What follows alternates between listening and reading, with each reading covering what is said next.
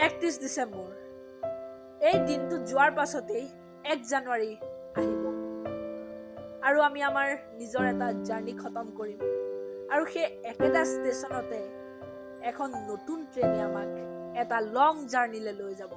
365 দিন আৰু 6 ঘণ্টাৰ এই লং জাৰ্নিটোত আমি বহুতো নতুন মানুহক লগ পাম আৰু বহুতো ঠাইত হাঁহিম, বহুতো ঠাইত কান্দিম, নতুন নতুন বস্তু আৱিষ্কাৰ হ'ব আৰু আমাৰ মনত বহুতো কিছুমান নতুন নতুন প্ৰশ্নৰ উদ্ভৱ হ'ব আৰু কিছুমান পুৰণি প্ৰশ্নৰ উত্তৰো আমি পাম আৰু এই অচিনাকি বাটত আমি আগবাঢ়ি গৈ থাকিম।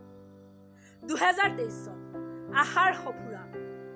এই চনত আমি বহুতো বিপদৰ সন্মুখীন হ'ব পাৰোঁ আৰু আমি যোনবোৰ লক্ষ্য বান্ধিম সেইবোৰ আমি পূৰা নকৰিবও পাৰোঁ, কিন্তু আমি এক নতুন উদ্যমেৰে আগবাঢ়ি যাম।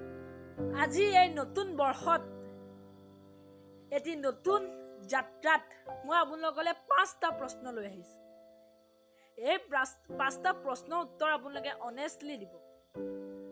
এই প্ৰশ্নৰ উত্তৰ কাৰণ মই নেজানো, এই প্ৰশ্নৰ উত্তৰ আপুনি জানিব। প্ৰথম প্ৰশ্ন, এই 2022 চনটোত আপোনালোকে এনেকুৱা কি কাম কৰিলে যি কামৰ দ্বাৰা আপোনাৰ সমাজখনে বা আপোনালোকৰ ঘৰখনে অলপ অকণমান হ'লেও গৌৰৱ অনুভৱ কৰিব পাৰে। দ্বিতীয় প্ৰশ্ন, 2022 চনত এনেকুৱা কি কাম কৰিলে যি কামে অন্ততঃ 5জন মানুহৰ মুখত হাঁহি বিৰিঙাবলৈ সক্ষম হ'ল, অৰ্থাৎ আনক আনন্দ দিলে। তৃতীয় প্ৰশ্ন, আপোনালোকে 2022 বৰ্ষত কিমানজন মানুহক সহায় কৰিলে বা কিমানজন অনাহাৰে থকা দুখীয়া মানুহক সহায় কৰিলে। চতুৰ্থ প্ৰশ্ন, আপোনালোকে 2022 বৰ্ষত কিমানটা গছ পুলি ৰুলে যাৰ দ্বাৰা আমাৰ মা অৰ্থাৎ প্ৰকৃতিৰ সহায় হ'ল। পঞ্চম প্ৰশ্ন, এই 2022 বৰ্ষত আপোনালোকে কিমানজন আপোনাৰ